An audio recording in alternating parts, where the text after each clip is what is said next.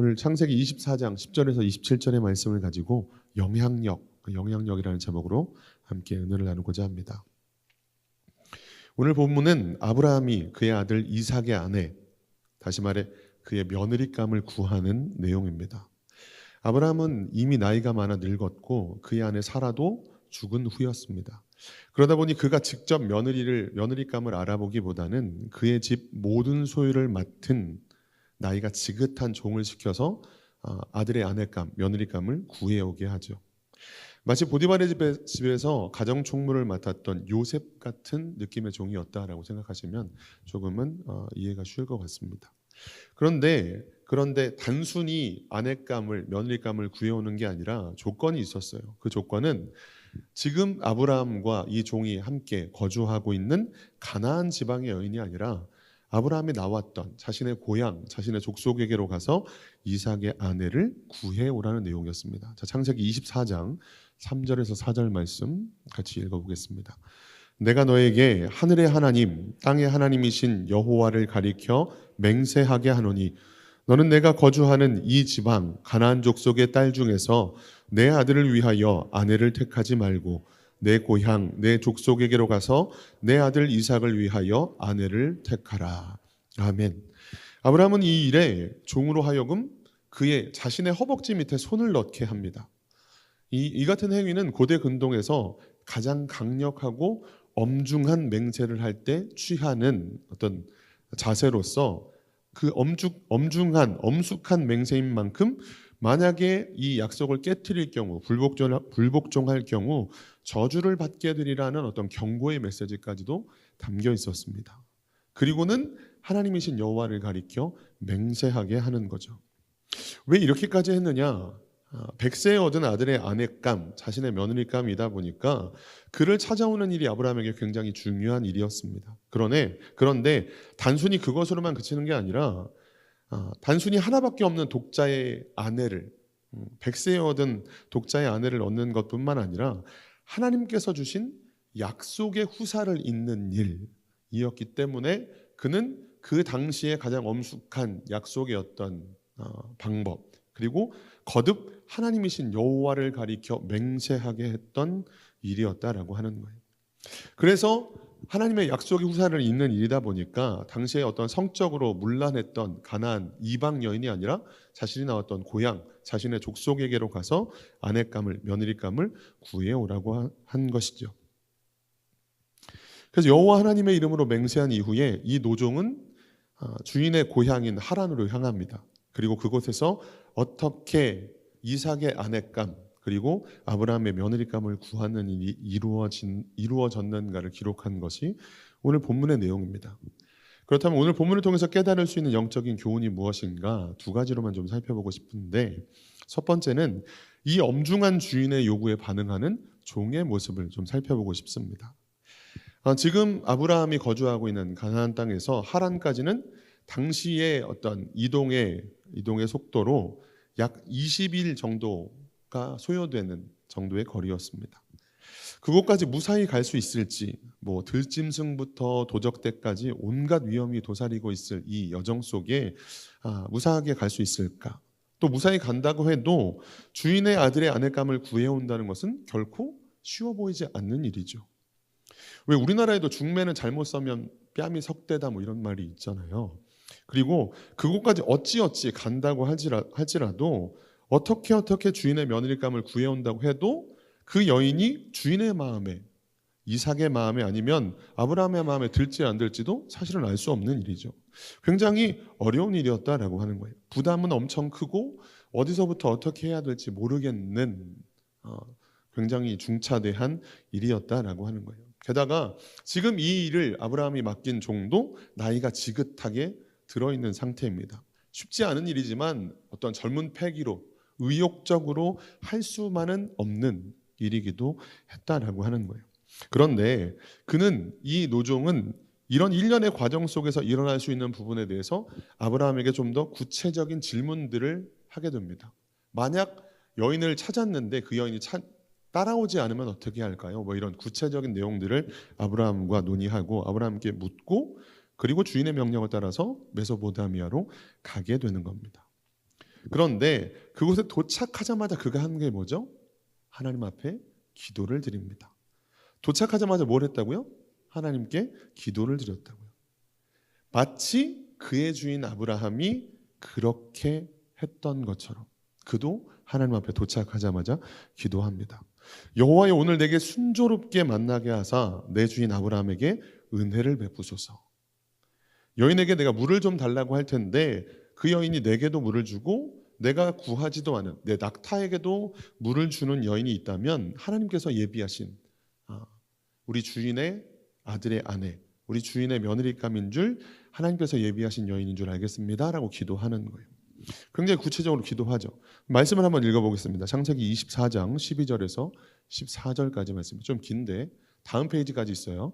그가 이르되 우리 주인 아브라함의 하나님 여호와여, 원하건대 오늘 나에게 순조롭게 만나게 하사 내 주인 아브라함에게 은혜를 베푸시옵소서.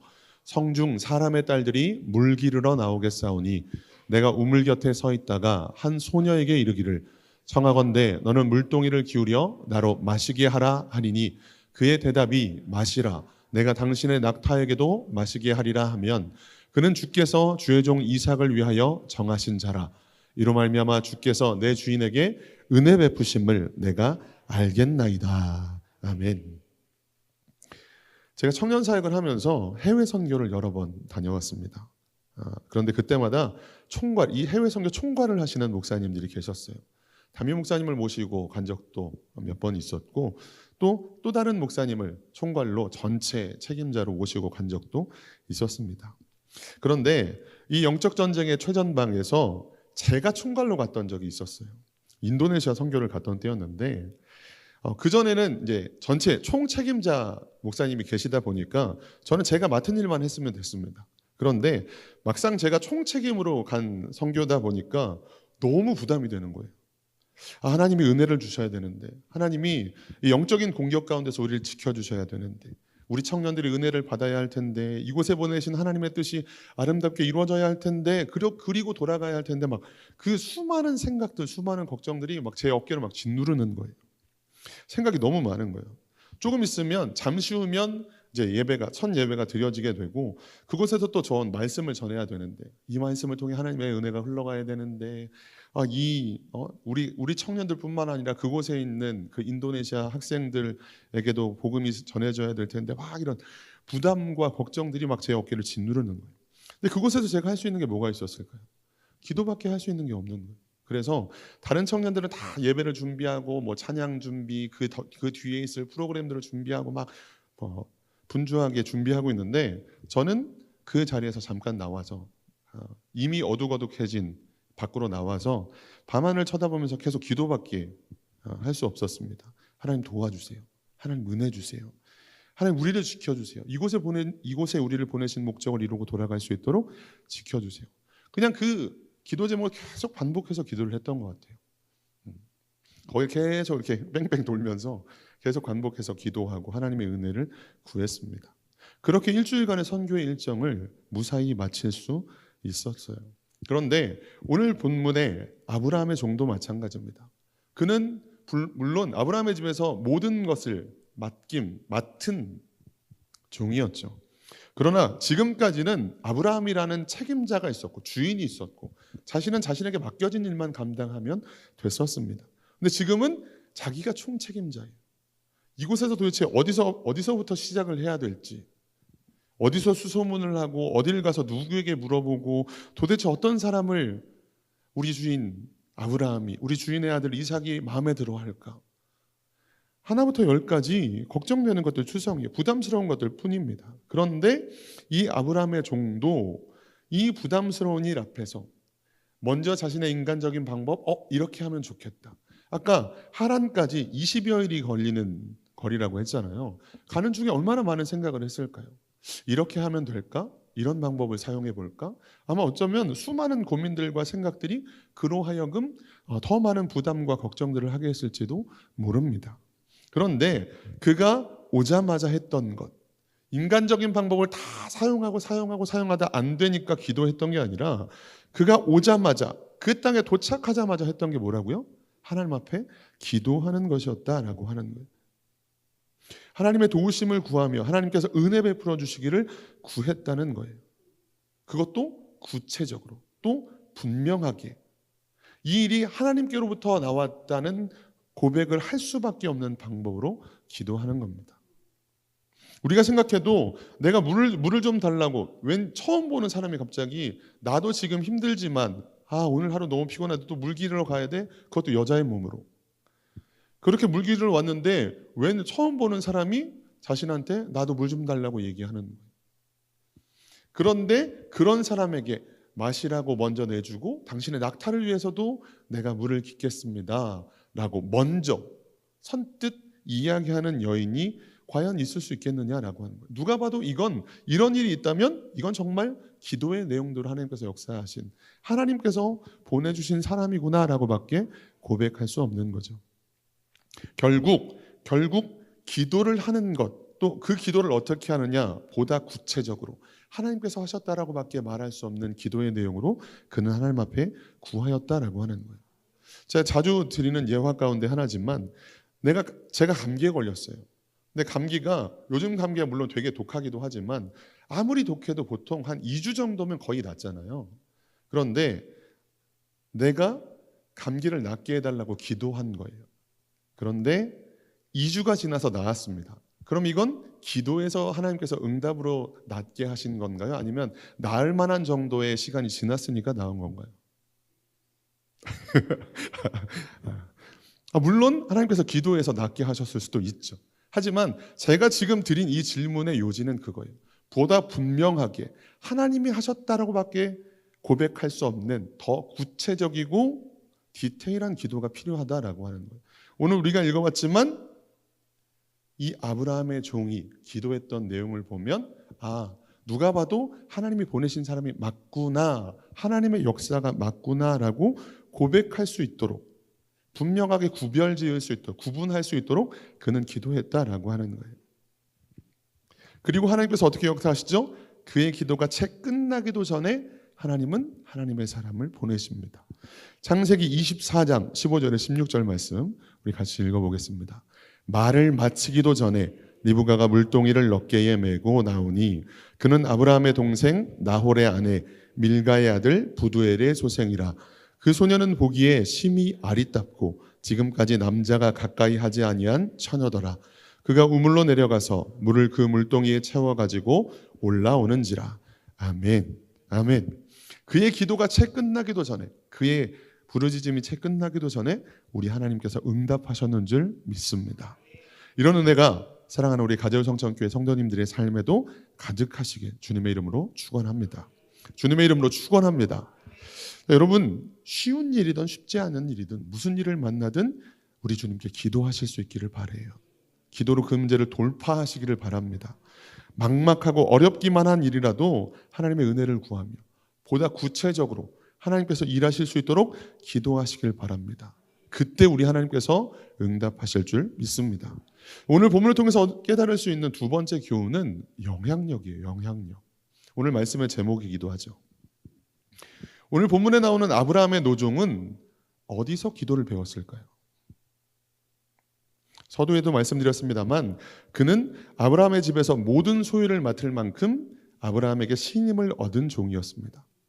그는 아마도 창세기 15장 2절에 나오는 다메섹 사람 엘리에셀일 가능성이 높습니다. 이 엘리에셀은 아브라함이 하나님의 약속대로 이삭을 기다리다 못해 자신의 상속자가 될 사람은 우리 집에서 길리온 이 종 엘리에셀이 되겠습니다. 차라리 이 사람에게 내 모든 것을 상속하겠습니다라고 말하기도 하는 사람이죠. 그만큼 아브라함과 가까이 지냈고 아브라함을 통해 하나님의 살아계심을 보았을 거다라고 하는 거예요. 아브라함의 삶 속에 역사하시는 하나님을 그는 보았을 거예요. 오늘 본문 속에서도 아브라함은 또 한 번 그의 종에게 분명히 선포합니다. 창세기 24장 7절이에요. 읽어보겠습니다. 하늘의 하나님 여호와께서 나를 내 아버지의 집과 내 고향 땅에서 떠나게 하시고 내게 말씀하시며 내게 맹세하여 이르시기를 이 땅을 내 씨에게 주리라 하셨으니 그가 그 사자를 너보다 앞서 보내실지라. 내가 거기서 내 아들을 위하여 아내를 택할지니라. 아멘. 여기서 특별히 그가 그 사자를 너보다 앞서 보내실지라. 이 부분에 원문에 좀 더 가까운 번역은 하나님의 사자가 이삭의 배우자를 고르는 일을 직접 주관하실 것이다 라는 의미예요. 아브라함의 이 고백을 통해 이 노종은 그 메소포타미아로 하란으로 가는 20여일의 기간 동안 아까는 이해를 돕고자 얼마나 많은 고민과 이렇게 해볼까 저렇게 해볼까라는 생각을 했지 않았을까라는 말씀도 드렸습니다만, 그 기간 동안 결국 인간적인 방법이 아니라 도착하자마자 기도했다는 걸 생각해 본다면 그는 그동안 자신이 봐왔던 아브라함의 삶 속에 역사하셨던 하나님, 아브라함이 어떻게 했을 때 그의 여러 삶의 문제들, 어려움들을 하나님께서 바꾸시고 고쳐가셨는지를 떠올렸을 거예요. 그리고 좀 전에 우리가 읽어봤던 말씀, 그가 그 사자를 너보다 앞서 보내실지라 라고 하는 이 말씀으로 다시 한번 하나님의 존재를, 아브라함의 삶 속에, 그의 주인의 삶 속에 일하셨던 하나님의 은혜와 도우심을 떠올렸을 거다라고 하는 거예요. 아브라함이 문제 앞에서 어떻게 행했는지, 그가 어떻게 지금의 거부가 되었는지를 그는 다 보았습니다. 아브라함이 어려움을 당할 때마다 하나님께서 그에게 어떤 은혜를 베푸셨는지, 어떻게 그 상황에서 건지셨는지를 그는 누구보다 가까이서 보았을 거예요. 본토 친척 아비 집을 떠나는 누가 봐도 이해 안 되는 행동, 누가 봐도 어리석고 바보 같았던 그의 선택을 하나님께서 어떻게 복으로 바꾸시는지를 이 종은 다 보았다는 거예요. 그리고 그는 또 아브라함이 할례를 받을 때 그와 함께 할례를 받기도 했습니다. 오늘 그가 이 엄중하고 부담스러운 일을 감당했던 모습들은 특별히 메소포타미아에 도착하자마자 하나님께 기도를 드리고 은혜 얻기를 구했던 것은 바로 아브라함의 영향력이었다라고 하는 거예요. 그렇다면 이 말씀 우리에게 어떻게 적용해 볼 수 있을까요? 우리들의 삶은 과연 우리 주변에 어떤 영향력을 미치고 있는가라는 거예요. 멀리도 아니고 가까이서 찾아볼 수 있습니다. 여러분의 자녀들은 어머니의 기도를 기억하고 있는가? 우리 자녀들은 엄마 아빠가 힘들 때마다 찬양을 듣고 사람이 아니라 하나님께 나아가서 엎드리고 아버지가 읽으시던 성경책을 기억하고 있는가라고 하는 거예요. 엄마 그때는 이해되지 않았지만 나 지금은 알 것 같아. 내가 어렸을 때 매일매일 기도해 주던 엄마의 기도 나 기억해. 아빠가 들려주던 성경 말씀 나 기억해. 우리 아이들이 기억하는 건 어쩌면 믿지 않는 부모님과 똑같은 모습, 교회에서의 순간을 제외하면 안 믿는 사람과 전혀 다를 바 없는 모습일 수도 있어요. 결국 내가 하나님 앞에서 어떻게 살았는가, 우리가 어떤 신앙의 태도를 가지고 하나님께 나아갔는가가 결국 내 지경에, 그리고 우리 가정에, 우리 자녀들에게 자연스럽게 영향력을 끼치고 있고 그 영향력은 나타나게 될 거다라고 하는 거예요. 얼마 전에 한 선교사님의 간증을 들었습니다. 와, 어떻게 이렇게 어려운 삶이 있을 수 있나? 하나님을 믿는 분인데 나는 저런 상황 속에서 믿음을 지키고 내 입술을 지키고 감사를 할 수 있을까 싶을 정도로 엄청난 고난을 겪으신 분이었어요. 그런데 이분의 간증에 그런 고백이 있는 거예요. 자신의 그 SNS에 수많은 팔로워들이 있는데 그 중에 한 80%가 믿지 않는 사람들이라는 거예요. 그래서 물론 자기는 믿는 사람이다 보니까 그 SNS에 뭐 기도 제목을 나누고 어디 선교를 가는데 하나님의 은혜가 있을 수 있게 도와주세요, 같이 기도해 주세요, 뭐 이런 내용들을 쭉 올리는 거예요. 그런데 좀 전에도 말씀드렸습니다만 이 선교사님의 삶이 너무 고난의 연속인 거예요. 그냥 진짜 고난 다음에 또 고난, 또 고난, 좀 살만하면 또다시 고난이 찾아오고 또다시 어려움이 찾아오는 거예요. 그런데 그때마다 기도 제목을 나누더라도 복음 이외에 불필요한 일들을 그 SNS상에 드러내지 않으려고 했다는 거예요. 뭐 수술비, 또 어떤 걱정, 그곳에 드러내놓고 하지 않으려고 노력했다는 겁니다. 혹시라도 그게 안 믿는 사람들에게 이 사람 믿는 사람인데, 매번 하나님을 얘기하는 사람인데 왜 이렇게 삶이 힘들어? 왜 이렇게 힘들어해? 왜 고난 가운데 있는 거야? 라는 생각을 혹시라도 할까 봐. 하나님 믿어봐야 뭐 안 믿는 우리와 별반 다르지 않는데, 아니 우리보다 더 힘든 삶을 사는 것 같은데 라는 생각을 혹여나 할까 봐 그는 그 SNS상에 자신의 지금 상황 속에 기도 제목을 올리더라도 그것 때문에 내가 지금 너무 힘들고 지치고 괴롭다라는 인상은 그 안에 남기지 않으려고 했다는 거예요. 그냥 같이 기도해 주세요. 여러분들이 기도해 주시면 힘이 될 것 같습니다. 라는 정도로만 그 SNS를 활용했다라고 하는 거죠. 그리고 오히려 하나님께서 이 고난 중에 여러분의 기도를 통해 이렇게 역사하셨습니다. 라는 내용들로만 그 어떤 게시물을 채우고 있었다라고 하는 거예요. 이번에 간증을 들으면서 저도 막 너무 많이 울어가지고, 근데 어떻게 이렇게 할 수 있었을까? 나는 과연 이렇게 살 수 있을까라는 생각을 하게 되더라고요. 자연스럽게 선한 영향력들을 흘려보내시더라고요. 말씀을 마치겠습니다. 여러분, 여러분의 영향력은 무엇입니까? 여러분의 지경에 있는 사람들에게 여러분들은 어떤 영향을 미치고 계십니까? 특별히 우리 가정에, 배우자에게, 안 믿는 배우자라면 특히나 더, 안 믿는, 지금 한참 흔들리고 있는 자녀들이라면 여러분의 가족들에게, 사랑하는 자녀들에게 하나님을 믿는 것은 행복한 일이다.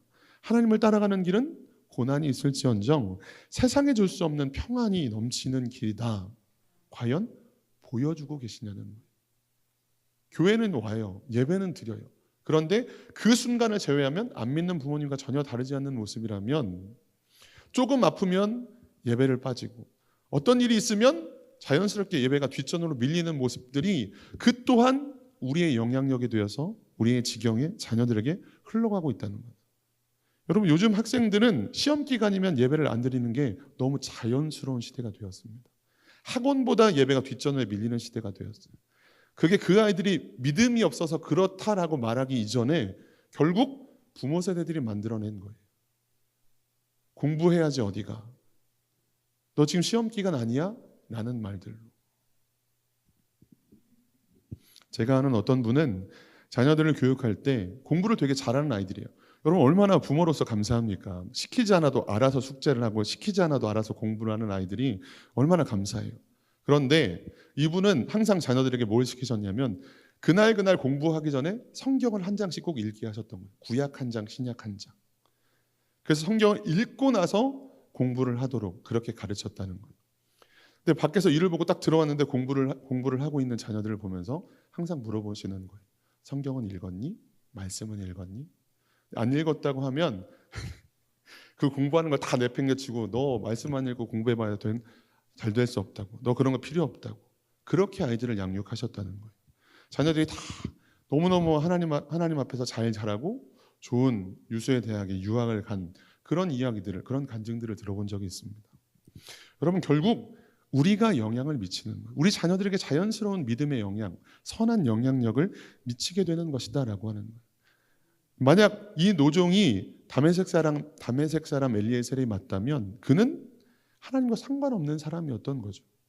그는 정말 아브라함의 집에 있었던 탓에, 그 집의 종이었던 탓에 지금 이 고난 앞에서, 이 어렵고 중차대한 일 앞에서 하나님 앞에 기도하는 것을 선택하는 사람이 되었다는 거예요.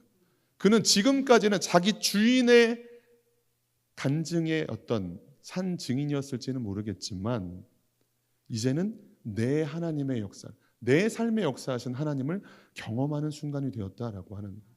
근데 이게 어떻게 가능했다고요? 그에게 선한 영향력을 끼친 아브라함이 있었다고요.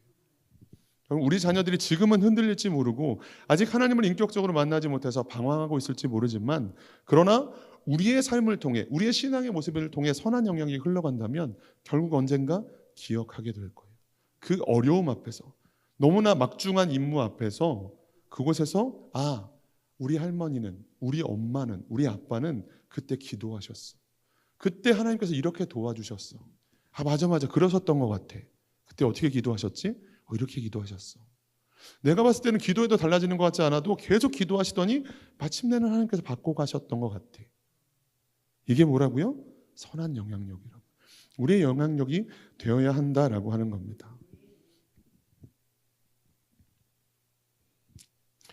오늘 아브라함의 노종이 보였던 믿음의 모습들을 보며 아브라함을 떠올려 봅니다. 그리고 우리를 돌아보실 수 있기를 바랍니다. 과연 우리 아이는 나에 대해서, 내 예배의 태도를, 내 신앙의 모습에 대해서 뭐라고 이야기할까? 우리의 삶을 통해 하나님께서 영광 받으시기를 원합니다. 우리의 삶을 통해 우리의 삶의 지경에 선한 영향력들이 흘러가기를 주님의 이름으로 축복합니다. 특별히 우리 자녀들에게, 우리 배우자에게, 우리를 아는 모든 사람들에게 그렇게 은혜의 통로로, 복음의 통로로 쓰임받는 성도님들이 되시길 주님의 이름으로 축원합니다. 기도하겠습니다.